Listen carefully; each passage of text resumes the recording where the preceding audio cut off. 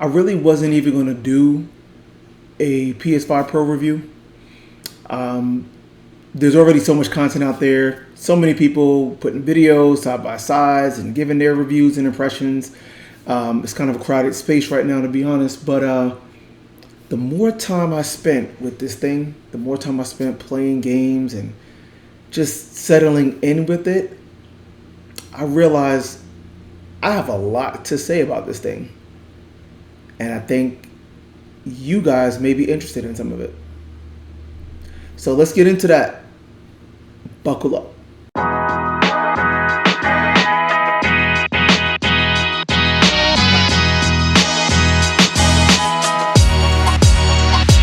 All right, so man, where do I begin with the PS5 Pro?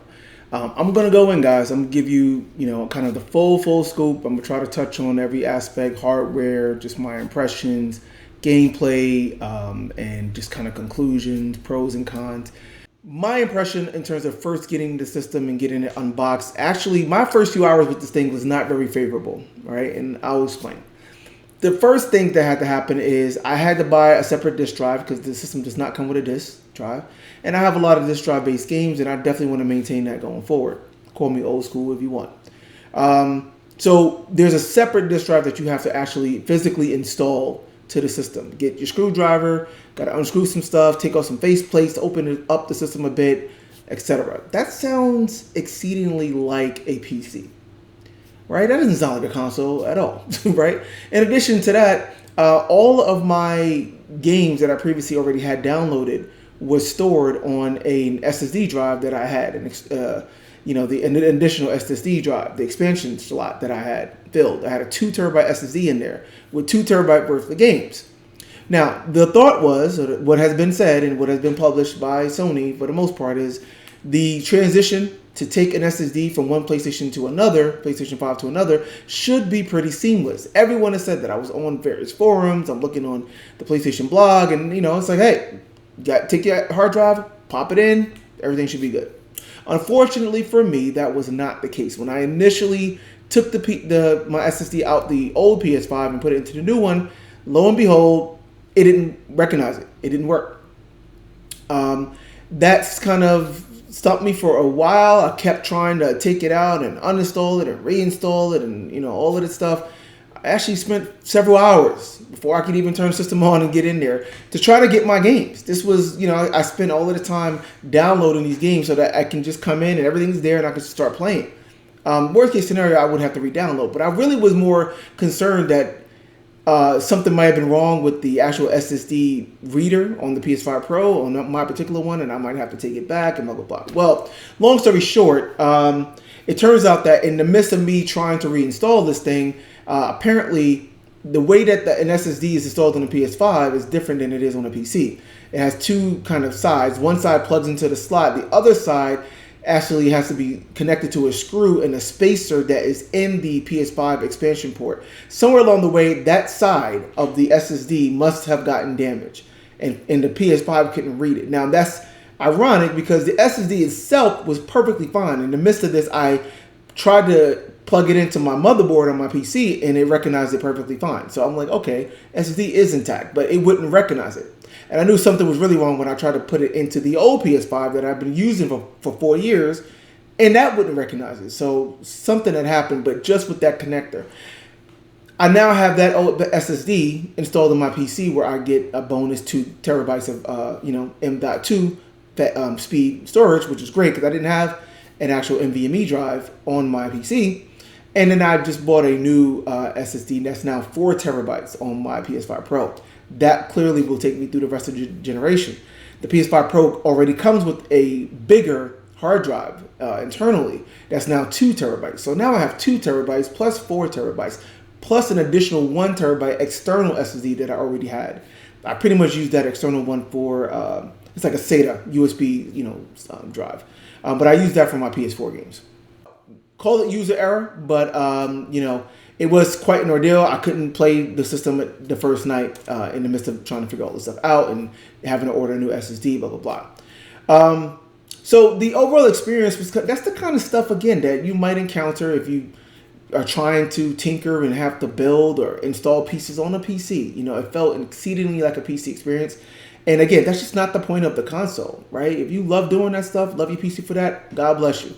But typically, a console is supposed to be unbox, plug in, play, right? And we're clearly moving away from that kind of model, needless to say.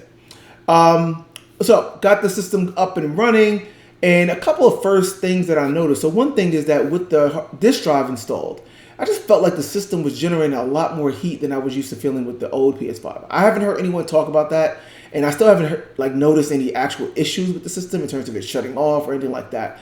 But you know, I have my PS5 Pro in a cabinet, in my AV cabinet. When I open that door to like go and take out a disc or put in a disc, it is always like a lot of heat, hot air blowing out of that system or coming out of that area. It just wasn't that noticeable to me before. So if you have a Pro, man, and let me know if you're noticing any more heat. I haven't heard anyone, like I said, talk about that much, but I want to point it out here. In terms of noise, you know, I didn't do a real deep analysis here. To me, I would say the noise is about the same. Most of the noise you hear with a PS5 is with the disc. If you have a disc in there, it spins. There was this known issue called coil whine, where the disc drop got really loud on the base PS5. It actually seemed like it was somewhat of a defect, but nothing critical. So Sony probably never addressed it. With this current disc drive, I don't hear the coil whine nearly as bad. It's not as loud as that, but when a disc is in there, you will hear it spinning at times. Other than that, with no disc in the drive, I mean, again, from my seating area, I don't hear anything with the PS5 Pro. It doesn't sound louder, that's for sure. So let's just get that out the way. So up and running, some initial hardware impressions. There you go. Now, more into like my, I guess, first initial impressions. You know, when you first get the PS5 Pro and turn it on, nothing really stands out to you as being different, right? Short of looking at the system, it does have a slightly different, like, you know, physical design, of course, slightly different. But turning on the system, the OS is the same. The resolution is the same. When you first got a PS4 Pro, you might have noticed if you had hooked up to a 4K screen, like, wow, the UI is now 4K, right? Native 4K. So that was something noticeable. UI is still 4K here, just like the base PS5 was. If you have an 8K TV, maybe that might be different because this PS5 Pro actually unlocks the 8K capability of the system, and you can actually get 8K if you hook it up to an 8K TV. In fact, there are a non-trivial number of games supporting 8K at launch. There's actually 3 within the launch window, and I'll go more into that. But this is the thing. 8K is trying to make a comeback here.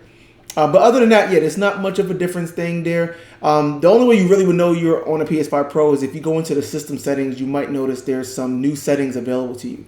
Like the aforementioned 8K options, there's an option to allow 8K output or something like that. You can also do 8K capture, screen captures, and there's a setting for that there. There's also this new setting called basically enhanced image quality on the base PS5 games. Sorry, enhanced image quality on PS4 games, which is interesting. Apparently, it may be using some sort of AI to apply some kind of a filter on top of PS4 games to make them look a little bit sharper and clearer on a 4K screen. In practice, now I personally haven't tested this much, so I'm not going to say a whole lot about this feature. Digital Foundry did their thing on it. There's a bunch of people that talked about this more. The summary here is that it doesn't transform anything. You probably wouldn't even notice a difference at all unless you had it side by side and was looking for it. It's really, really subtle stuff. So it doesn't seem all that interesting to me. Honestly, it's not really going to have much of an impact, to be honest. So I haven't messed with it much. I haven't played much PS4 games since I had the Pro, to be honest. But it's there. It's something that, it's a nice to have. So it's there. Other than that, one thing that I noticed is that it really wasn't clear which games actually had a PS5 Pro patch and which games did not. If you listen to the internet and social media and stuff like that, Sony actually put out a list supposedly of here are the games that should be patched day one. It turns out several of those games weren't patched, right? And people were playing it like, oh my God, it looks the same. And, Black Ops 6 being one of them was on that list and apparently has not gotten patched to this day, to this point. And I'm recording this now, a week after the PS5 Pro launched. It's supposedly coming pretty soon, but yeah, we don't know. There's a couple of games on that list that never were patched. There's some games that weren't on the list that apparently were patched, and it's kind of the Wild West out there. They don't have a PS5 Pro like label on a game. When you actually are running it, so okay, this is actually a PS5 Pro game or something like that. And again, the store is unreliable. There's a PS5 Pro enhanced section, but it puts a bunch of games in there that don't have a patch yet as well. So just figuring that stuff out, navigating that is kind of confusing. You can play a game and you're like, is it different? Is it improved? Is it not? Who knows? In some cases, if you get into the UI, you'll notice that some games implement an actual PS5 Pro, mode in the graphic settings. A lot of Sony first-party games did that, but that's not consistent either. Some games have been patched for PS5 Pro, but they don't necessarily say anything different. It just says fidelity and performance as it did before. And it turns out that the fidelity and performance modes may run better, but there's nothing to indicate to you that it's actually recognizing the Pro or it's doing something specific for the Pro. If you just didn't know from following the internet, right, you just wouldn't know. So that's kind of like, one of those things to me that kind of dampen the experience overall. You just don't know what you're getting, right, a lot of times. And it's a lot of figuring out stuff. And that's the theme here, my initial impressions, right? I'm tinkering with stuff. I'm literally putting stuff together with this machine and changing it physically and opening it up and messing with the hard drive. And then it's like, well, things don't really seem that different. And what am I really getting? And what games are advanced, enhanced, and stuff like that. First, few hours, few days wasn't like, I wasn't crazy about this thing. I'm not gonna lie about that. There was some weirdness going on there. Now, the first games that I actually tried, the very two first games I actually tried. The first game I tried was Call of Duty Black Ops 6. It just happened to be the first one that I installed. Mind you, I had to go back and reinstall all my games now, right? Because I have a brand new hard drive and the other hard drive, whatever, right? So I'm going through and trying to install stuff. First game I tried was Call of Duty Black Ops 6. I just tried the zombies mode. It's kind of something I just like to play, get a little bit of time in. And that game is not patched, like I said. It was supposed to be patched, but it clearly wasn't. No prompt for an update or anything. So the experience there was, wow, this looks pretty much the same. Now, if you play in the 120 hertz mode, the game runs smoother via the PS5 Pro's boost mode. And I'll talk a little bit more about boost mode, but the boost mode is actually pretty cool. Anything you put into this thing should run better, right? Especially if it has dynamic resolution scaling or an unlocked frame rate that fluctuates. In the case of Call of Duty, the 120 hertz mode targets 120, and on the base PS5, it doesn't hit that. It's usually around the 80 to maybe 100 range, but it's unlocked. So you give it, more boost, more GPU power in the Pro, and you should see that increase, and you clearly do. Performance now is much closer to a lock of 120. It dips a little bit, but it's much closer to a 120. It definitely is well improved over the base PS5. You can see that with like a FPS counter, on a TV or, whatever. But otherwise, it was pretty much the same experience. So, okay, not too great there. The second game I tried, because it's one of the main games I was most excited about, that I has deliberately been holding off on playing and finishing because I knew the Pro was coming, is Jedi Survivor. Now, Jedi Survivor on paper has some big boosts of both performance and quality mode. Big internal resolution boosts, nice improvements to ray tracing and lighting overall, and just overall image quality using Sony's new machine learning PSSR upscaler. Wow. Guys, my initial impression here was definitely poor. Jedi Survivor has this weird artifacting issue, or especially on the grass with PSSR. Apparently, it's the ray trace ambient occlusion, the RTAO, and how it interacts with the PSSR. It creates this really noticeable and ugly kind of fizzle effect and shimmering effect. You'll see it if you try the game. Especially bad on the performance mode, but it's noticeable in the quality mode as well. Now, I just happened to be at a point in the game where I was outdoors. All around me was grass and foliage and trees, where this issue manifests itself worse. Just where my save file was. And I was like, oh my gosh. It was bad. It was bad. It was like, it was so bad that I uninstalled the game to make sure that I had actually installed the PS5 version. Because I was afraid that I actually installed the recently released PS4 version. I wasn't sure. That's how poor the image quality looked. It didn't look clear. It didn't look clean. It didn't look high res. there was pop-in and model, like in the backgrounds, and something was wrong. And I was just like, it was bad to the point where I could not believe that would have passed any kind of QA or certification to actually get, released, right? It was poor. Now I'm gonna come back to Jedi Survivor in a minute, but I'm just setting the stage here. This is everything I described is everything that happened first in my initial impressions of the system. So at this point, I'm literally like, man, like what do I need to take this thing back? Like this is, everything on paper that could have been, I was anticipating this thing now for over a year, but did Sony just completely drop the ball here? Like what's up? I kind of was, very discouraged, not even wanting to try anything else. I didn't want to be disappointed even further, right? Well, okay. So I had to keep going, of course, right? So let me just go into just some highlights on some of the other games that I've tried. The short story here, the TLDR here, is that your mileage will vary with the Pro, right? There's best cases and there's worst cases, Jedi Survivor being among the worst cases so far.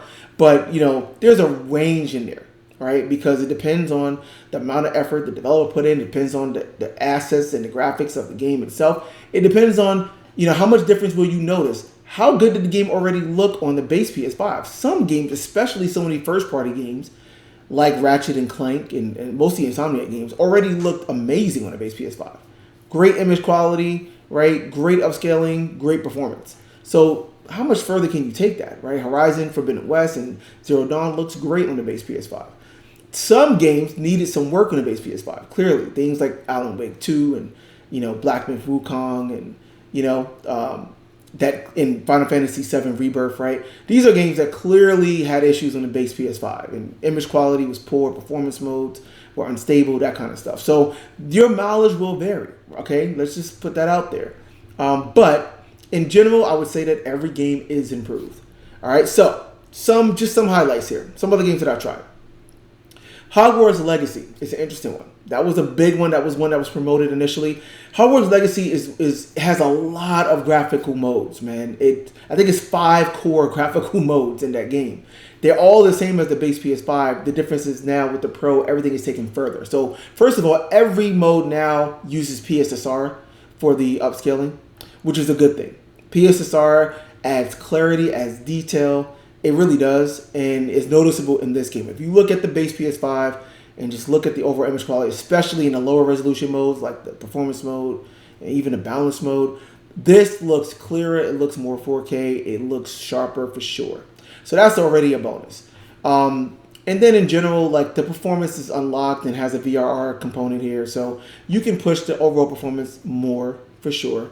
You get higher settings in the performance modes here, so the performance mode on the Pro has higher fidelity settings, kind of closer to what the graphics mode was on the base, right? While still maintaining that high frame rate and now using PSSR, so that's cool. The other big thing, of course, with Hogwarts is the additional ray tracing features that are added to the ray tracing mode. So there was a ray tracing mode on the base PS5, but it was fairly limited. So they've expanded it now. You get better reflections, you get more RT shadows now, and it absolutely is noticeable. The game is clearly, the assets cater well to ray tracing, and especially the art in the castle area with the ray trace reflections, absolutely noticeable. The problem that I noticed is that the actual ray tracing quality, the actual quality of the reflections in the ray tracing is still pretty poor, honestly, right? It's still pretty low resolution, and more importantly, in Hogwarts, the denoising is just lacking. Even though the ray tracing effects are definitely improved and more enhanced for sure on the PS5 Pro, the overall effect of it was still right? It was poor enough to me that it wouldn't be worthwhile using it, considering that the performance, right? And here we go. Hogwarts, especially with the ray tracing mode, the performance is just all over the place. It's if you unlock the frame rate, it's absolutely unplayable. Again, another poor experience. I thought something was wrong with my system. It was jumping all over the place. It was absolutely unplayable because it's unlocked and it shoots up to 50 sometimes, but it also drops to the 20s easily, right? So if you're gonna play with the high ray tracing mode, you, to me, need to cap that frame rate. You absolutely need to cap the frame rate.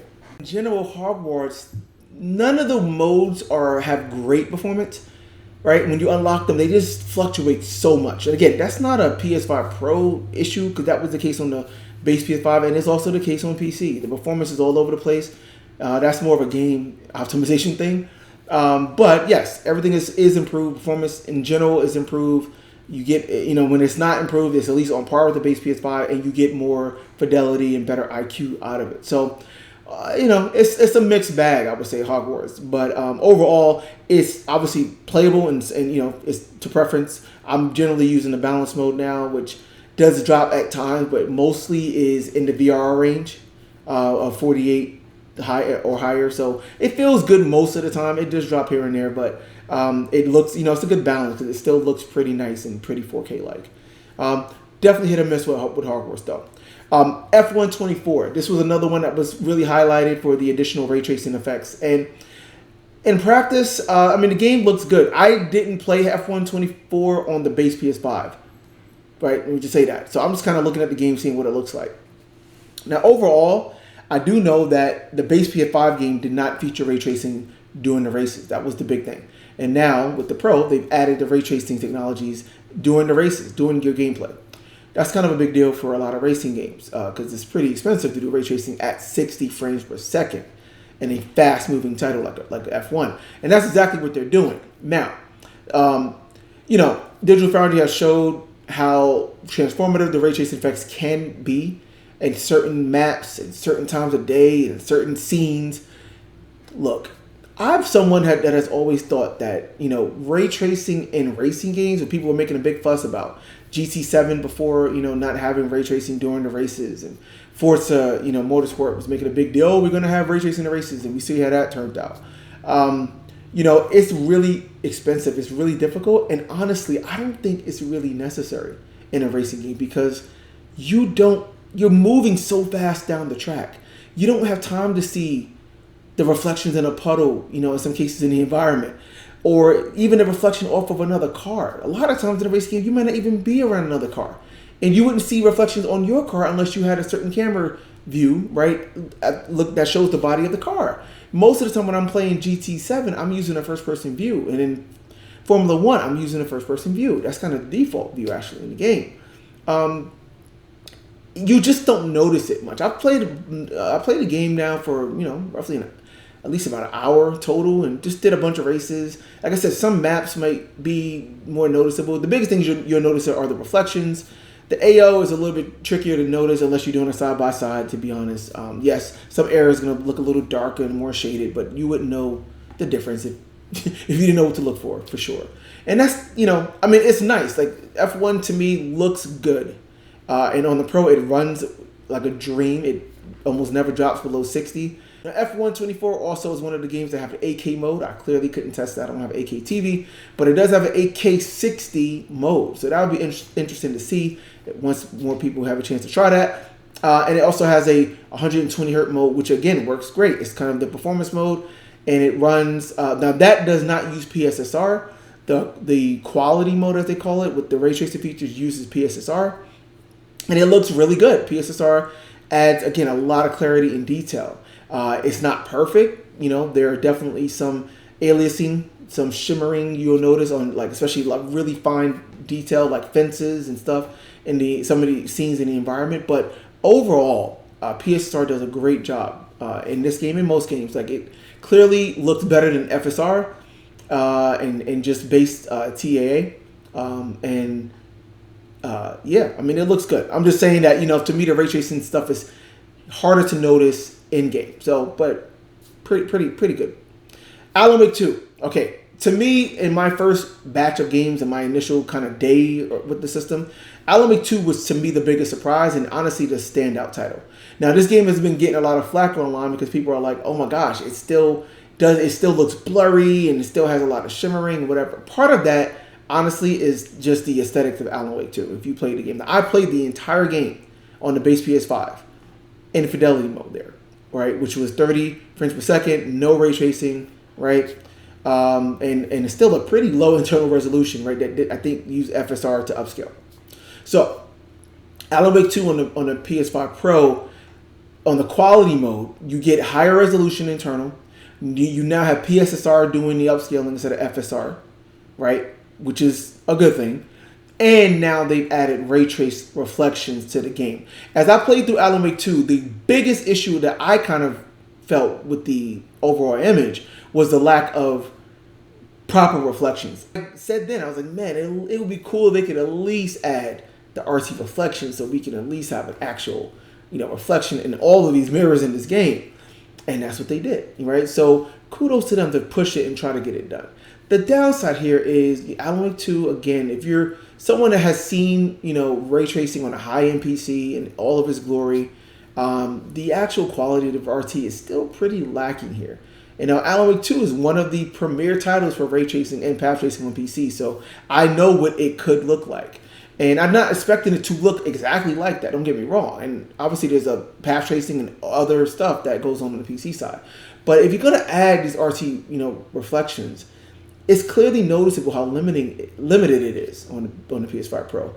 The BVH range is limited. If you walk up like in the town and look at the puddles, you will literally see parts of the town pop in on the reflection as you walk towards it, like and get pretty close. So that tells you there that the actual like BVH range is limited for the models that will be included in the ray tracing. If you get up close to the actual ray trace reflections, you just see they look really noisy. They're still not very clear. They still look really low res. And to me, now the 30 Hz mode is higher resolution than the base fidelity mode. It looks better for sure. It absolutely looks better. It still runs at 30 frames though, right? Then you look at the performance mode, and I didn't touch the performance mode on the base PS5 because it was so low res. It was like 720p internal, FSR scaling that, trying to scale that up. Right? Like no, I didn't touch it. I knew better. I tried to a couple of times here and there, and I was just like, no way. And I was shocked at the difference I saw with the base from the base PS5. The Pro performance mode looks legit. It clearly looks way higher resolution. They increased the graphical settings on the performance mode, so it matches closer to what the fidelity mode was on the base PS5, right? The output resolution now is 4K with a higher internal resolution. PSSR, again, does a much better job of just giving you a clearer, more detailed image than FSR for sure. A lot of the FSR, especially with such a low resolution, right? A lot of that stuff was cleaned up. So that by itself makes a difference. Now, there are, PSSR in this game could use some work. Could use a couple patches for sure. It's not perfect, no question. There's still, if you look at like stuff like the telephone lines in the scene, fine detail, really has a lot of breakup. You'll notice it. The trees, there's a lot of trees and foliage in the game. Those look generally pretty okay, pretty good. But yeah, the really fine detail. There's a lot of breakup there, and yeah, there still is like some haze and some shimmering, so to speak, on especially some of the background objects when you're playing the game. And I absolutely agree that they can use I guess a little bit more time, more baking with PSSR in this game. They can improve it. That said, it still looks noticeably better than the base PS5 performance mode. And like I said, looks better than the base PS5 fidelity mode. From what I played the entire game in fidelity mode, right? The overall impression was better because it just looked so much sharper and again has about the same settings.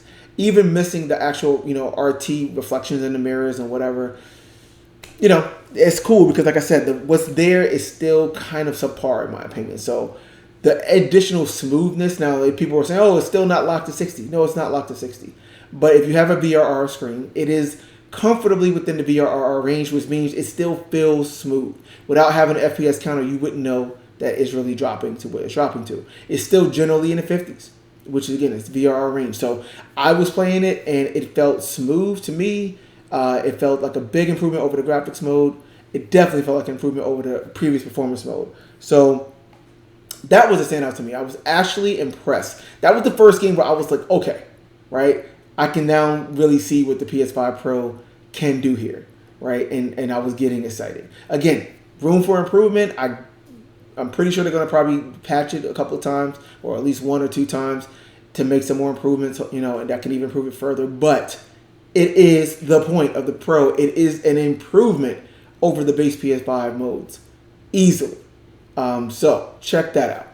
Let me quickly run through some of Sony's first-party titles here. So games like Ratchet and Clank and Spider-Man 2 from Insomniac. So both of those are cool in typical Insomniac fashion. They provide a lot of options. They have the Performance Pro, which uses PSSR, and they have a Fidelity Pro. And what the Fidelity Pro does mostly is add in the ray tracing effects that were added for the PC versions of the games. Spider-Man 2 technically isn't out yet on the PC, but for Ratchet it was, and for the other Spider-Man and Miles Morales games, the PC version added things like RT ambient occlusion, which we now see on the Pro, which we did not see on the base PS5. And then, yeah, higher resolution and some just longer draw distance and etc. Now, the cool thing here is that the Fidelity Pro mode, if you max everything out, you're basically getting, in the case of Ratchet, you're basically getting like the max experience, equivalent to like a ultra max settings on the PC for the most part, with the additional ray tracing effect. And you can do that on the Pro. And if you run it on a VRR screen unlocked, you basically can run it in the 50s to 60 FPS, which is cool because that's within the VRR range for a PS5, meaning it would feel pretty much like 60 FPS, right? It would feel pretty smooth. So you kind of can get 4K 60 with max settings on the PS5 Pro. Those settings don't exist on the base, and the fidelity mode on the base generally was closer to like the 40s range. So it's at least a 10 to 15 FPS bump while having higher settings on the PS5 Pro. That's pretty cool. Now, these games to me are, a good case of the games look so damn good already on the base PS5. Right? So how much further can you take them? My initial impression was that for Spider-Man 2 and for Ratchet and Clank, and even for God of War and Horizon Forbidden West, which I'll go into more in a little bit, those games looked so good already on the PS5. They were already running pretty much at native or close to native 4K, and had pretty good performance. The interesting thing here to note, though, is that when I was looking at Ratchet in particular, and I kept going back from the Fidelity and the Performance Pro modes, and in my initial thought, I am someone who typically would choose the Fidelity mode unless it really felt like broken or just really, really poor to play at the lower frame rates. Because I am someone that embraces the highest resolution, the utmost detail. Remember, I have an 83-inch OLED display that I'm mostly gaming on, so I can appreciate that stuff. Right? I seldom go for just a pure performance mode because I'm not an FPS snob, and I don't need 144 and 240 hertz. Like, I don't need all that. 30 hertz could be perfectly fine depending on the game.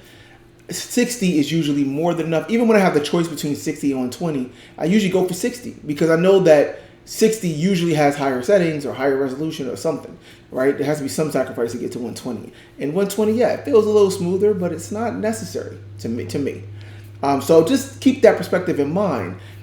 I flip back and forth between the Fidelity Pro and the Performance Pro, and I actually found myself gravitating more to the Performance Pro, even with the additional ray tracing settings there. Because in games like Spider-Man and Ratchet, those additional ray tracing settings, they didn't look bad. They didn't look bad in the way I described Hogwarts and Alan Wake 2 looking. The higher resolution reflections in particular looked pretty good, especially in Ratchet. But looked good in Spider-Man as well. The RTAO, the ambient occlusion, is definitely harder to sell because it's harder to see it, to be honest. And then like the key light shadows in Spider-Man 2, which is the sun shadows, you really only would see that when you're really looking out at the city from atop a tall building or something like that. It adds something, but you lose some performance, but it still is running close to 60. And I'm like, of course, that's going to be the way I would play. But the Performance Pro with PSSR still looks so sharp. And I think that with the additional performance, you get better temporal resolution, because now the Performance Pro modes are running not at 60, but they're usually running at like, you know, something closer to 80 or even 90 FPS. Like they're way above 60 if you unlock the frame rate. So, you know, you do get a sense of lower latency and more responsiveness, as well as just greater temporal resolution with that extra detail and just perceived resolution that PSSR gives you. It really did not feel like I was losing much with the Performance Pro modes. This is a key part of the whole PS5 Pro experience, and frankly, what Sony has been saying it is about. Previously, the performance modes, I always felt like the image quality would go down so much, or the graphic settings would go down so much, that I would be losing so much that it just wasn't worth it to me. And, you know, what I've found with the Pro is that that's not the case anymore. Like the Performance Pro modes, in some cases, just overall look better to me. In many of these titles. That's kind of true with like The Last of Us, which runs at native 4K. Still, The Last of Us Part 1 and 2, the fidelity modes is native 4K, and again it's pushed up the frame rate on the Pro, so it's like native 4K at around 50, you know, in the 50s. But the Performance Pro is running in like the 70s and 80s, and still looks super sharp. Still looks very 4K like. So, you know, like. For me, I was like, I think I might just go ahead and choose the Performance Pro. Again, it definitely feels a little bit better to play, but the Fidelity Pro still performs pretty well and is more than playable, especially on a VRR screen. So again, I can't stress enough the importance of having a modern, you know, pretty up-to-date TV here. A big 4K screen for sure, and VRR and 120 Hz support is like a must to really maximize and really see what the PS5 Pro can deliver. And that's what I saw in Ratchet. It really drove home the idea that, you know, the Performance Pro is, again, higher quality, higher image quality than the previous base fidelity modes, for sure, while still having higher frame rate. And then the Fidelity Pro just even takes it further. It's still cool to have the option, right? And I mean, I still want to go back and play Spider-Man, do my New Game Plus. I'm probably going to try to do the Fidelity Pro initially, and then we'll see what happens there. The same could be said of God of War and Horizon. Now, Horizon doesn't use PSSR. All right, they use their own kind of they have a new temporal anti-aliasing solution that looks even better than what they did before. Now they're able to unlock that and still be able to run it at 60 FPS, which is awesome. You know, I played Horizon Forbidden West on the balance mode when that became available, which was like near 4K, running in like at 40 FPS or in the 40s. You know, and that was fine for me, right? It wasn't 60, but it was fine for me. Now, they've increased the image quality even more, even though that image quality already for Horizon was on the base PS5 was already superb and among the best looking games in terms of image quality, you know, I've ever seen. They push that even further. And now it runs at 60 plus, right? So, you know, again, that's a great bump, and, you know, the pro difference is felt there. But it already looks so good. You know, I played a little bit of Horizon Forbidden West. I finished the game, so I'm just kind of running around the map. Did a couple of side quests, I guess, that I hadn't done. And I just wasn't overwhelmingly impressed by the Pro, to be honest, just because, again, it looked so good already. It was harder for me to see the difference there, right? Because the gap is just smaller by the nature of the fact that the base is so much higher, if that makes sense. But it looks great, and again, now you're playing the game at 60 plus FPS with pretty much no compromises, right? So the improvement is still there. God of War is interesting as well. God of War ran at like 40 something FPS in fidelity mode. Like upper 30s to 40. Now it runs in, like I said, the 50s or so, which is cool. But the pro modes, you know, so there's kind of two flavors of the pro modes here. So the pro mode runs, generally speaking, with PSSR, runs like probably in the around the 70s. But God of War has a toggle where you can switch between PSSR and TAA for the anti-aliasing. And this is interesting because you can see not only the image quality difference with PSSR, but the performance difference. And there is a performance difference, guys. So with PSSR on, you generally lose about 10 to 15 frames, which percentage-wise is about 20 to 25%. PSSR does a slightly better job overall in terms of upscaling and cleaning up the image. I wouldn't say it's night and day in that game, especially because the game already looked really sharp. Again, even on the base, the art and the way that they do implement things, it looks really clean. So it's not a whole lot more room there. But that's interesting nonetheless. That probably explains why we haven't seen some of the raw performance gains with PSSR as we might have expected, because it does it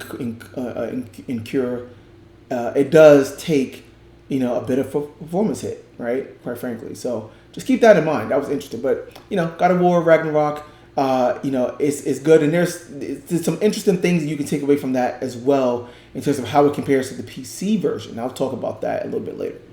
What else, guys? Last of Us Part 2. I was already replaying that, the remaster. And so I'm playing the later half now on the Pro. And I mean, it's just a great Sublime experience. Again, it's running at 70 plus FPS while looking better than the previous fidelity mode, which was native 4K. I still think that it looks better than that because with TAA, it's a little bit more of a blur and haze going around, whereas you get additional sharpness with PSSR. It just looks more clean and clear, a little bit more detailed. It's a cool bump. So I'm enjoying it. I mean, I am enjoying it more than I was on the base for sure. It's just, I'm having more of a smile on my face when I'm playing it.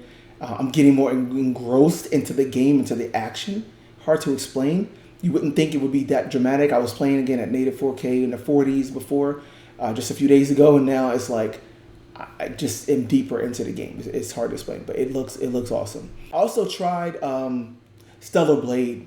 So I don't have Stellar Blade. Now I kind of want it though. But I tried the trial. There's a trial on PSN that's like a couple of hours. I think it's like 2 hours long.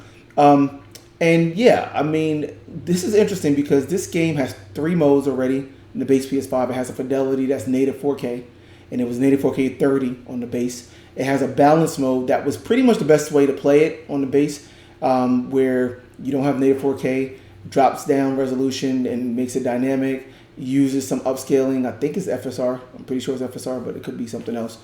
The issue with Stellar Blade, and then it has a performance mode that was like 1080p, I think 60. The interesting thing about Stellar Blade is that in all 3 modes, it had pretty poor IQ, right? It had this kind of weird haze and blurring around everything. And then, like I said, other than the balance mode, which didn't run at a lock 60, the quality mode, even though it was native 4K, still had that blur, still didn't look quite as sharp as you would expect for native 4K. And then the performance mode was just, the image quality was pretty poor. It ran at 60 and didn't lock to 60, but it ran mostly, it ran close to 60, but just didn't look that great. And all 3 modes suffered from that. So you just felt like there was something missing with all 3 modes. And now we get 2 additional modes. We get a Pro mode and a Pro Max mode. The Pro Max mode is basically the native 4K fidelity mode from the base, but now it runs at like 50 FPS instead of 30. Okay, and again, me being the fidelity person I am, I was like, that's probably the way I want to play, right? Like, no question. Turns out I was wrong. Again, the Pro mode basically, runs at like 1440p and then uses PSSR to upscale to 4K and runs at up to 80. So generally it's like 60 to 80 FPS. So again, you push that performance further, you get more temporal resolution, you get more smooth gameplay. But again, with PSSR at 1440p internal, the output image to me still looks cleaner and better than the Pro Max mode at native 4K. Because the native 4K mode just uses TAA, right? Doesn't use PSSR, doesn't need to, it's native 4K. But man, PSSR does wonders to that game. It really does. If you played that game on the base or seen it side by side in person with your eyes, the difference is stark. It definitely just looks a lot cleaner. You can see so much more detail in the environments and with the enemies. And the game is a really cool game. And I'm playing the trial like, wow, like I really want to play this game. Like the price hasn't dropped, ironically, since it launched, which is crazy at all. So it's still like $70 from it came out in April. But the game is really cool. I'm going to get it. I want to play it now. I was always curious about it, but I wasn't crazy about it when I played the initial trial on the base PS5 back in April when it first came out. I tried it for like, half hour, and I was kind of like, okay. The music is great. It has great art style and just a good aesthetic to it, but something felt missing, and it's weird to explain it. But now, again, I was just so much engrossed. I didn't want to put the controller down.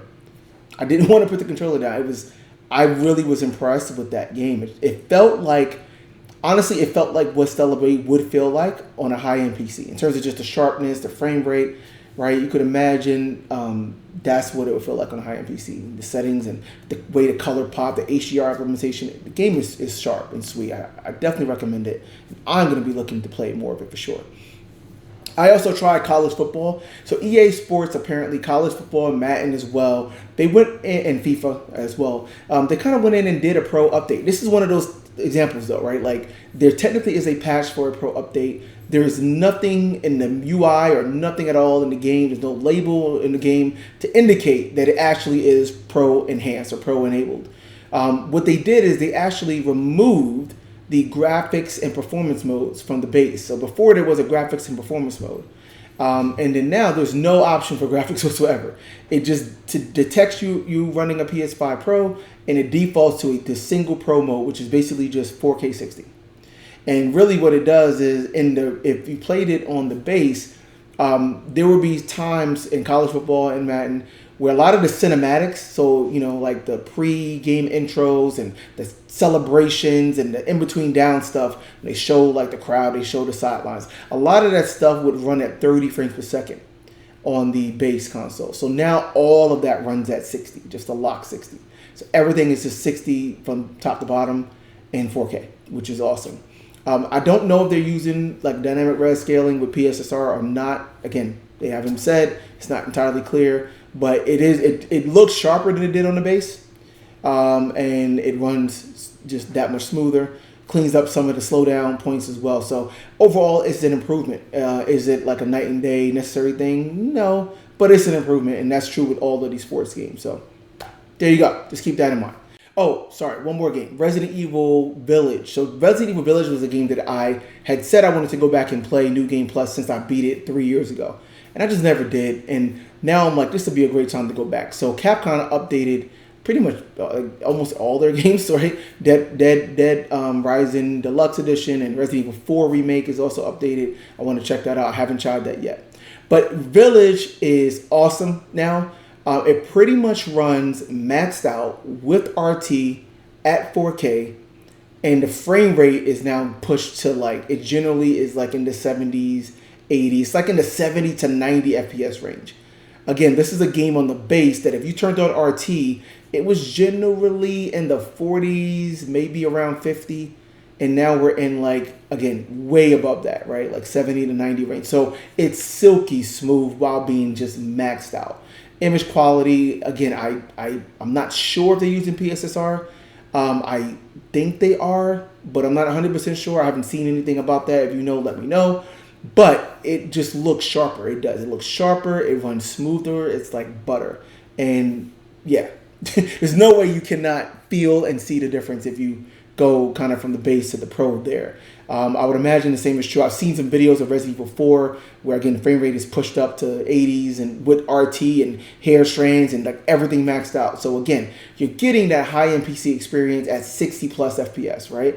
Which is just, right? Awesome. I mean, nothing to complain about there. So that was cool. So those are the patch games. I want to touch a little bit on the boost mode. Boost mode just means if a game isn't patched, you put a game in and you're going to see a bump, right?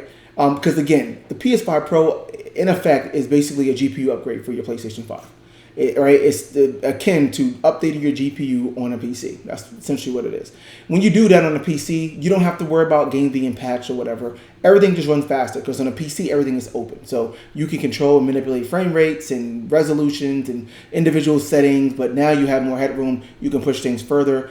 And, PC, the user controls the settings, and a console, the developer controls the settings for the most part. That's where all these presets come from. Developers are trying to, give these options of balance and performance and fidelity and blah, blah, blah, right?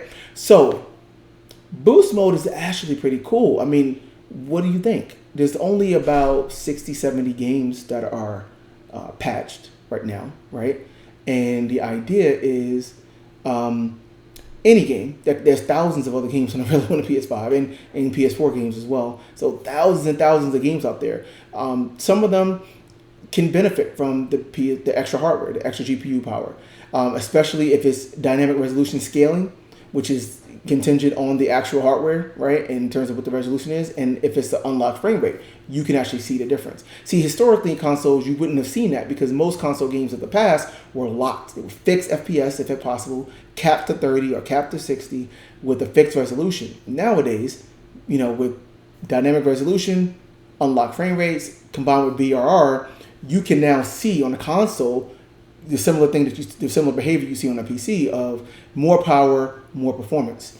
And you can. I've tested just a handful of games that I know are not patched, where in some cases I wasn't even thinking or expecting it, like Street Fighter 6, play that all the time. It's a fighting game. I'm like, it still doesn't need to be patched. It already was running at 60 FPS. It's the most important thing. But it definitely looks sharper, guys. And it was weird because I wasn't even thinking. I hadn't heard anything about Street Fighter 6. I popped it in one day, and I'm just like, wait a minute now. It does look sharper, right? Again, I think it did use some dynamic resolution scaling, clearly, and it might have been like 1440p or 16 something p, whatever. And now it's clearly closer to 4K. It looks sharper. There's also this weird aliasing artifact you can see with the hair, especially with the pre-fight character screens. You can clearly see it with people with long hair, a lot of the women. And that looks largely cleaned up. I mean, it's not perfect. That's some of the art assets in the game, but it's largely cleaned up. It looked great. And I was surprised. I'm like, wow, it looks that much clearer. Again, big 4K screen. It's like, okay, wow, I can see that. RoboCop was a UE5 game that was renowned for having inconsistent frame times on the base PS5. It targeted 60 in the performance mode. It has a quality mode and performance mode. The quality mode actually looks pretty good, but it runs at 30 and it's a capped 30. The performance mode targeted 60, did not hit that. It hit it in some cases. It hit it for a good percentage of the time, but it definitely dropped to in the 30s, commonly, especially in the big firefights and stuff like that. So I just tried that just to see what that felt like. And of course, it felt a lot smoother. I couldn't see what the exact FPS was, but again, I have a VRR display. I can say that I didn't feel, and I felt it before. Believe me, I felt it before with the base. But I didn't feel those drops, those swings nearly as much. Not nearly as much. So that was very encouraging. I also tried this game, Signy All Guns Blazing. It's like this top-down shooter scroller game, which is, I always love those type of games, so I had to give it a go. And that's another game. I got it, give it some indie love. I had it on the base, and I immediately was kind of like, ugh. After the first level, all the other levels had supreme slowdown. It targets 60, of course, and it slowed down to 30s easily, often. And, heavy firefights and lots of explosions. So that was an interesting one to try. And again, it was smooth. I did not feel those drops anymore. Again, I can't say exactly what the frame rate was. I'm not saying it's locked to 60. What I am saying is that it felt a lot smoother. It probably was now, again, within the VR range because I didn't feel the drops and the swings.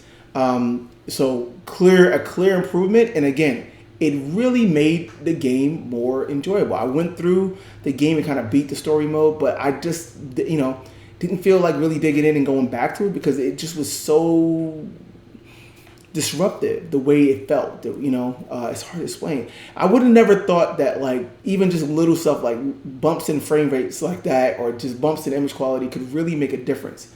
It's one thing I want you to take away here is that they sound small, but it really does enhance the experience. The pro experience is superior to the base. I can't express that enough. It really made me want to go back and play games. It made me want to be difficult to put the controller down for certain games that I already was playing because you didn't feel the sacrifice and the overall experience was that much elevated. So that was another example of just a boost mode where it worked. Also tried Helldivers 2, which really, really needs a patch because the performance mode's image quality is always been poor in that game. It's 1080p, but with that game, it's just really just pixelated and just shimmery and blurry. That game needs a PSSR patch. And I think Arrowhead said they're working on it. I hope they get it right. You know, I guess they can take some time. But yes, please bring that to game. That's still a game I love and still a game I want to play a lot. And just having like the image quality of the graphics mode in that would just do wonders. But no patch. Boost mode was kind of hard to tell in this one. Helldivers definitely drops. It can drop to the 30s easily when it's like really a lot of heavy stuff going on.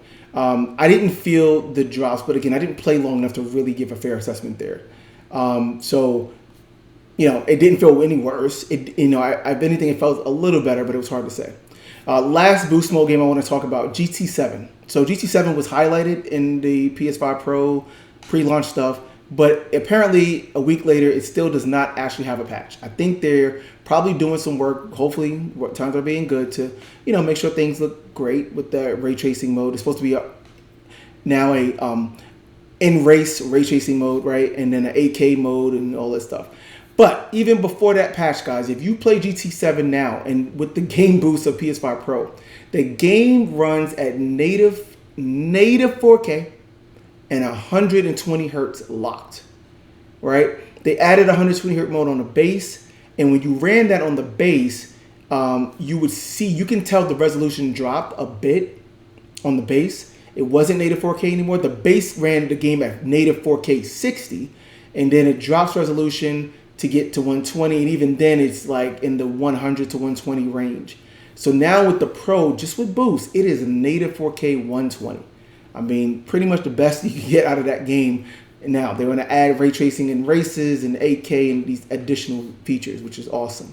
So looking forward to that, but just had to call out that boost mode. Again, boost mode to me is a success. I mean, you know, there's a lot of games out there that can have little nips and tucks for free that can really make a difference and really be noticeable and really make these games more enjoyable. And just from that little handful, I have seen that and felt that and noticed that. I've heard stories about games like Witcher 3 being way better as well, you know, unpatched, but it runs a lot smoother, it looks sharper, and runs at higher res because that game has a really wide dynamic resolution scale as well. You know, and I've heard stuff like some of the Ubisoft games, again, having a pretty wide scale as well. So yeah, boost mode is working, and I would say I'm pretty happy about that. So my key takeaways here. What are the key takeaways I want you to understand about the PS5 Pro? So the PS5 Pro Performance Pro modes, generally speaking, look better than the fidelity modes on the base PS5. That is the whole premise of the PS5 Pro, and from my experience, that absolutely rings true.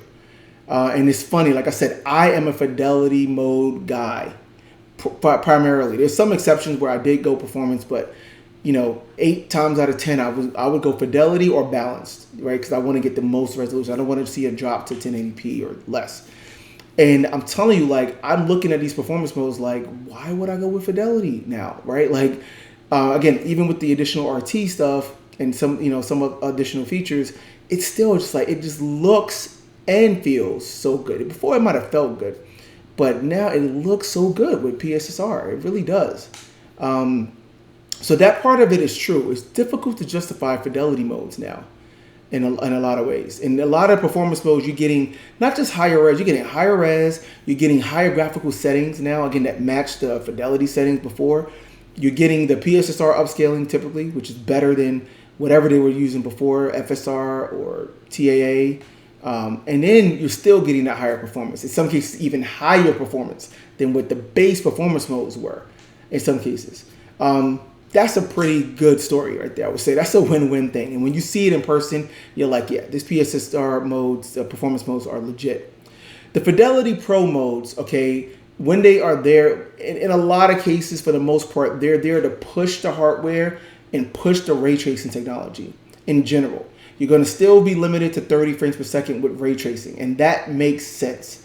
You know, I can go into a whole nother video about that, but that absolutely makes sense. I did a pretty extensive forum post about this recently, but ray tracing is still expensive. And even the absolute top of the line PC cards, by and large, the 4090 and 7900 XTX from AMD and NVIDIA, they can't even run many games with ray tracing at native resolution 4K at 60 frames per second, right? They would need DLSS or even frame gen in many cases to hit 60.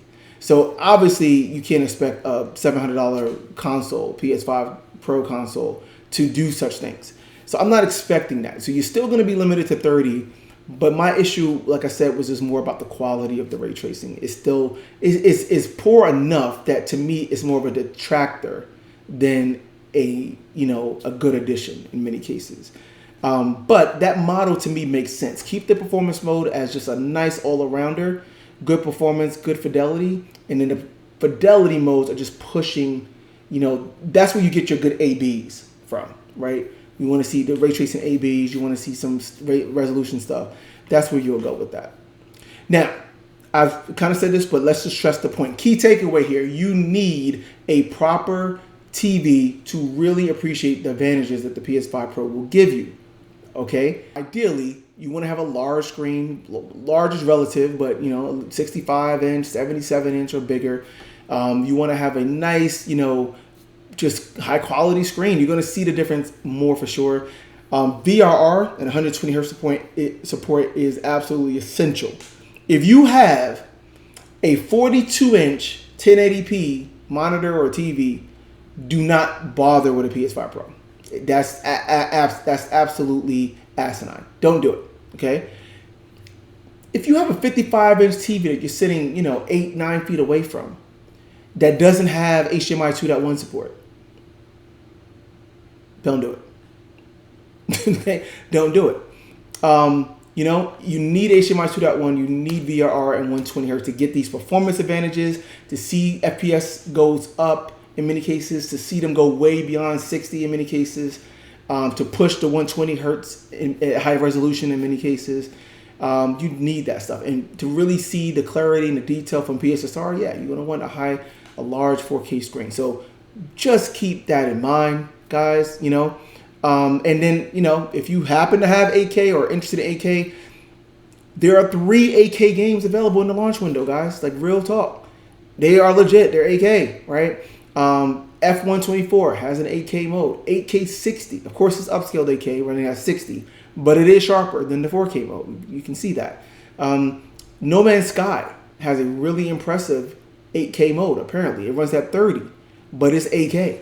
And it really looks like, super, super sharp, super, super clean. It's amazing to see 8K actually being a reality on a console at home. Now, most games are not going to be 8K. You're not going to see this commonly, but it's there, right? And that's cool to see. And you can do 8K capture and all that kind of stuff as well. And then GT7, of course, is supposed to have an 8K mode as well, 8K 60 mode. We'll see. The RT quality, another key takeaway. So the RT ray tracing effects and quality, yes, PS5 Pro has additional ray tracing performance and hardware, and it can push farther beyond what the base PS5 can do. Absolutely. But like I said, in my takeaway, my experience, the overall quality is still a bit poor. It's, the key things, the actual resolution of the ray trace elements are really low. The BVH range of what can be ray traced is still pretty limited, and the denoising is lacking in general, which is a general thing that we've seen with consoles. So, you look at how clean and clear a lot of these ray tracing effects can be on a high-end PC. If that's just kind of the benchmark there, this is still a bit below that. Now, there's some games where it can work fine. Obviously, like the Insomniac games were built for the console level ray tracing, and it still looks really good. But, when you look at something like Alan Wake 2, which again is a full-on path trace game on PC, and Hogwarts, which has a decent amount of ray tracing throughout and is noticeable in the PC, these things are expensive, and the Pro does a better job, and it's cool that it can even do it when the base PS5 cannot do these ray tracing effects. We're seeing that, right? We're seeing ray tracing effects be added on the Pro that could not exist on the base. So that is cool. But, again, given how good the performance modes look, I have a hard time justifying it still, honestly. Another key takeaway that I'll mention, if this wasn't clear from my assessment, the PS5 Pro is a better Pro console. It to me demonstrates a bigger difference already, right? Already than what we have seen on with the PS4 Pro. So when you look at the difference that PSSR can make on terms of the perceived resolution and anti-aliasing, when you look at the difference that ray tracing can make, you know what I mean, and just seeing the different settings that can, they can, how they can increase the graphical fidelity settings here, the difference is bigger, man. I'm telling you, I'm enjoying and just getting deeper and more immersed into these PS5 Pro games than I feel like I ever did on the PS4 Pro. There was some examples, especially in the beginning, I remember, where the PS4 Pro looked noticeably improved, for sure. I'm not saying it didn't make any difference, but it was largely uninteresting. It was just usually just resolution, sharpness, and stuff like that. The difference is bigger here to me. The difference is definitely bigger here. So just keep that in mind. All right. So pros, cons. Okay. So pros. Much more 4K like image with the Pro. Like I said, in all modes, that's pretty much clear. PSSR is, again, doing much better than FSR and just TAA does. In most cases, it is not perfect yet. I'll touch on that. The cons, PSSR still is early. It still needs some baking in the oven, so to speak. But the potential is clear and it's already making a difference. Boost mode, right, improves nearly all games that you put onto this thing, in most cases, unless everything is fixed, which a lot of PS5 games, that's not the case. And that much is evident for a lot of classic games already on PS5. You're getting performance pushing well beyond 60 in a lot of cases, closer to 120 in many cases, even at the higher fidelity settings, which is awesome. And in general, I would say that, the experience you get here is much closer to a maxed out experience for that game, similar to what you would get for like a high-end PC in many cases. So cons, all right? There are cons. There are a number of cons, and I've already kind of touched on them, but let's recap, okay? So I talked about how the patch clarity is kind of just lacking right now. It's not very clear what games are patched, not patched. What are the advantages and not of some of these games? In general, Sony could have done a better job with the launch, communicating certain things. We didn't know. They still haven't really explained exactly what boost mode is and how it should work and what the limitations are and blah, blah, blah. Like, they haven't released a lot of information. We didn't even get the final specs until it leaked from the actual box once it was available in other countries. So that's just a thing. It's kind of annoying. There still are a number of key games, I would say, that definitely could benefit from the Pro that are not available with a patch. And no ETA. It's not like we have a day, patch is coming, here or there. Now, maybe that's not a Sony thing. That's probably on the developer to communicate and deal with that. But like I said, Sony had put out this list of, enhanced games at day one, and some of those were not true, right? So there's some lack of communication and coordination there. But yeah, some games like Silent Hill 2, which I've seen people talk about how this game looks worse right now on the Pro. Maybe, I don't even know. I haven't tried. I have the game, but I haven't tried it. I refuse to try it until I know that it's in good shape. But it looks bad. There's a lot of artifacting and issues with it. So it seemed like it was patched, but the patch isn't good or whatever. So need to fix that, hopefully. Helldivers 2, I talked about that. Definitely could use a performance mode with higher quality IQ because it just is lacking now. Of course, Black Myth Wukong, one of the most beautiful but also one of the heaviest games on the market today.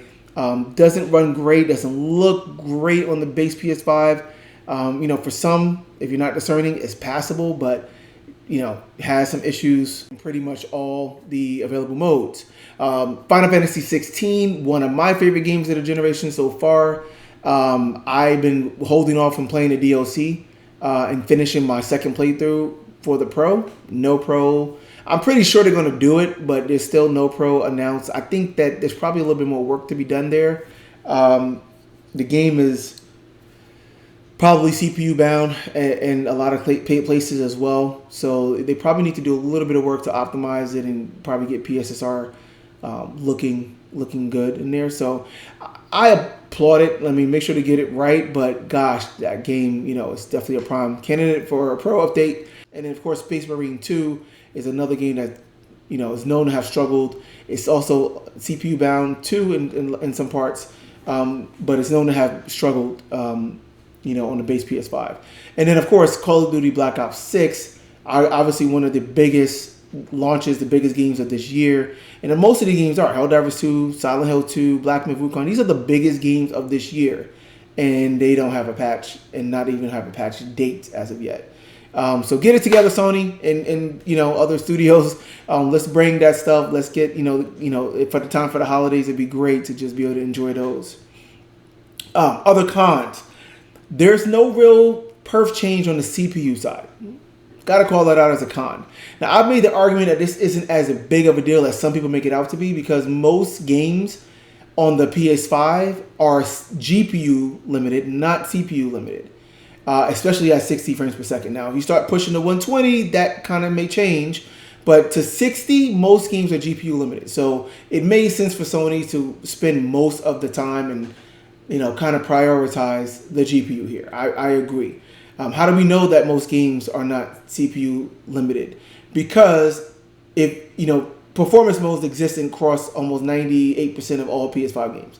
And those performance modes exist because they can hit 60 or at least get much closer to 60, typically by dropping graphical settings and resolution. If a game is CPU bound, then changing the resolution wouldn't affect the frame rate.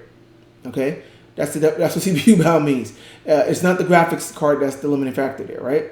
So most games are GPU bound. Everyone wants to focus on the handful of games that are known to be CPU bound on the PS5. Games like Dragon's Dogma 2 and Baldur's Gate 3 and that one section in the city, and Space Marine 2 is another example. So there are some, but it literally is like a couple of handfuls of games out of thousands. So just let's keep perspective here, guys. Right, kind of pipe her down. But it is in general. There's no real benefit on the CPU side for the PS5 Pro. So a CPU bound game is still CPU bound, and probably not going to see much of a jump. If maybe a little bit, but not much. Other cons, I talked about this already. The RT quality, ray tracing quality is generally pretty low, unfortunately. In some of the more extreme cases, at least, right? If a game is designed around the ray tracing capabilities of the PS5, the Pro is only going to make that better, and it can look even better for sure, right? We see that with we'll hopefully see that with GT7, and then a lot of Sony first party stuff from Insomniac. We're seeing that. But if you really try to push the envelope to really push ray tracing more, you're still going to be limited in frame rate, most likely to 30, which again is just kind of the nature of the beast there, right? Which is true in most PC specs as well. And yeah, the quality is, it's not quite there. The console space could definitely use a denoising solution, a better denoising solution. A lot of studios kind of come up with their own denoising. But yeah, they need a good developer, a good denoising solution, because it's definitely lacking compared to the PC. PSSR. The quality does vary. There are some distracting artifacts in some games. Alan Wake 2 shows them. Dragon Age Veilguard shows them quite evidently. Jedi Survivor shows them quite evidently. Okay. It could definitely use some more baking time in the oven. The good news is, by nature, it's a machine learning algorithm. It will get better. It will be trained on wider set of games, more use cases. It will get better. So look out for that. Patches and firmware updates and all this good stuff and SDK updates behind the scenes for devs will improve PSSR. But today at launch, the quality varies, and it does kind of have this kind of weird shimmering in the distance, water, foliage and grass and stuff like that. Does have this weird effect. But like I said, the total sum of things today, in most cases, in almost every case, PSSR to me is a benefit. It ultimately results in a better image, and I would take it any day over FSR still, but it's not perfect by any stretch. It's not a magic bullet, right? And then one other thing, if you're listening, the Pro, okay. The idea of the Pro, the way Sony pitched it, was to be able to remove the choice for gamers. Remove the choice for fidelity and performance modes. combine it into a single mode that can basically achieve the best of both worlds. So that implicitly means that we would get a more simple, simplified set of options. But that's not the case at all, right? So far, a lot of these games, the options are expanding and just exploding.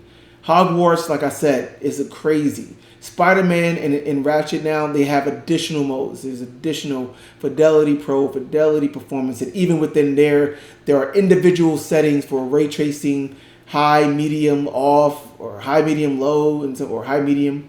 I mean, there are more options, and the choices are more abundant, and the simplicity has not gone up. It's more convoluted, I would say, in general. So, again, that sounds decidedly more PC-like.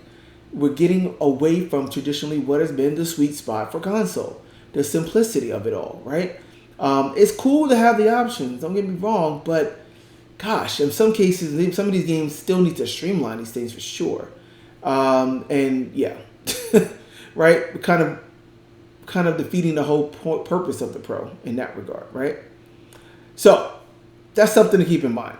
Conclusions. If you've come with me this far, I know this was a lot, but if you come with me this far, my conclusions here: manage expectations. Okay, this is not PS6. This is not going to transform, every game out there. This isn't going to show you next gen stuff, right? This is a PS5. It's just an improved PS5 if you have the right equipment, right? Like I said, okay. If you already have a mid to high end PC, you don't need to look here. You don't need to even bother talking and trying to hate on it and trying to do price comparisons or whatever. You got a mid to high end PC. You're rocking a 4070 level and above, 7800 level and above. You're good. Enjoy. Stay on your PC. Okay. This is targeting people who want to play in their living room in the comfort of their couch, with a large 4K or 8K TV, that gives you that general simplicity of a console, but can fit in your living room and take advantage of your nice, cool display tech, in your living room environment primarily. That's who this is for. Like I said, I am the target user for this. I am, primarily someone who plays on console, who is ingrained in the PlayStation ecosystem, who has a large 4K OLED display that has VRR and 120 Hz and everything else for gaming, that cannot use a PC in that space where I game primarily. In my home theater space, man cave space, PC is not happening there. So, yeah, I am the target, of this console. If that fits you or, mostly fits you, this is for you. You will absolutely want this. Is it necessary? No. Is the PS5 Pro necessary? But for no one is it necessary. Even if you never had a PS5 and you're getting into the ecosystem, it's a great starting point. It makes sense. You probably want to go there as opposed to just getting the base. But of course, the PS5 Pro is expensive for a console. It's $700. It's not an impulse buy by any stretch, right? So, no, if you have a base PS5 and you don't find, you're kind of like, you're one of the people that have been saying, why PS5 Pro? This is not necessary. It doesn't make sense. Okay, enjoy. Enjoy your PS5. But the difference is there, right? To the point, it's still early days. There's a lot of improvements to come. Developers get more used to the hardware, get more used to the model. Basically, it means they can bring a lot of the work that they do on pushing the higher end PC. And some developers actually said this, right? The PS5 Pro was great. Why would we have any issue with it? It basically allows us to utilize our higher end PC spec and bring that over to console, so they get to reuse and spread that work and spread that love. From their perspective, that's a great thing, right? So, but yeah, lots of improvements to come. PSSR is going to improve, and hopefully the stuff around the ecosystem will improve. Labels will improve. More patches will come. Better, some of the games that can benefit more will happen over the next couple of months, right? But PSSR does have potential today to be a game changer. I can see the potential there because it really does.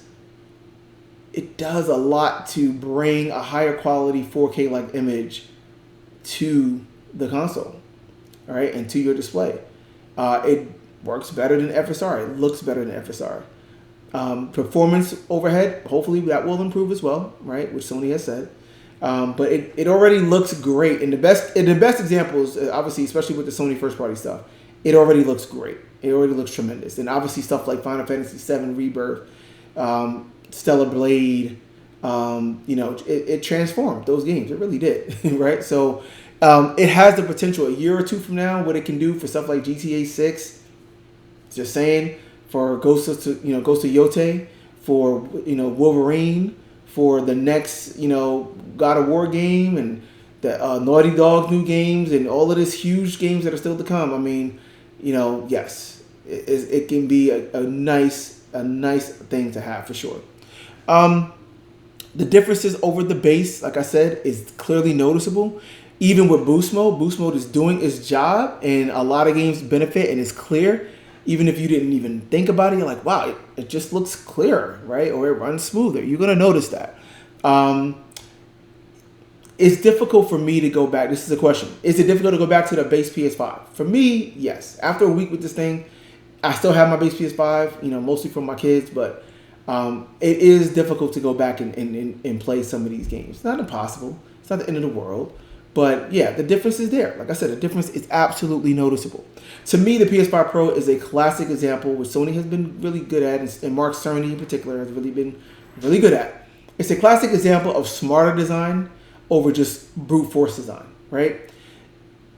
Sony could have tried to brute force their way to just build this massive GPU, 70, or 80 something compute units, blah, blah, blah. Now, forgetting all the practicality of cost and how to heat and how to cool that thing and how much heat that would generate, they obviously couldn't do that. It would have been way too expensive for them and for the consumer. We're talking now about like a $1,000 or $1,200 console.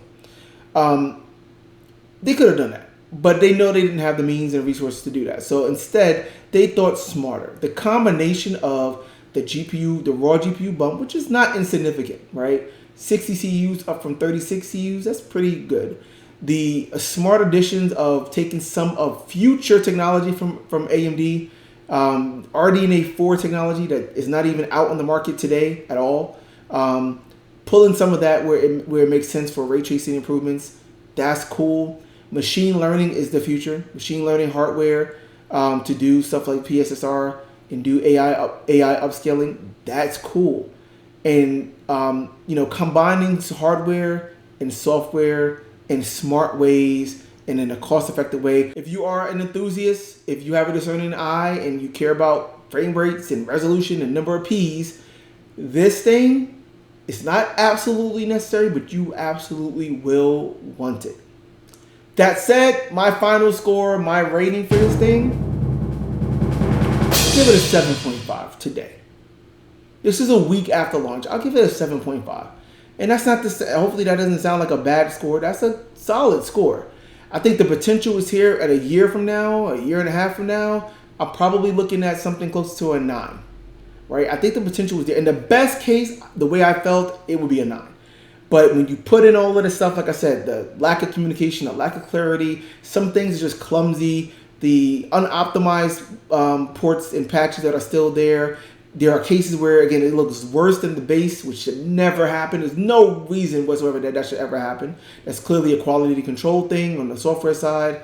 You put all that stuff together, I mean, it's hard, right? There's definitely some real cons there. But at the end of the day, everything looks and feels better. And in the best cases, gosh, it's really a sublime experience, especially for me in my system. I feel like the money is absolutely worth it. So there it is, guys. That's my PS5 Pro review. I know it's a lot. If you really got through it all, listen to the whole thing. Thank you. Continue to support me, like, subscribe, and I will see you at the next one. Thanks a lot. True Techno Gamer, signing off.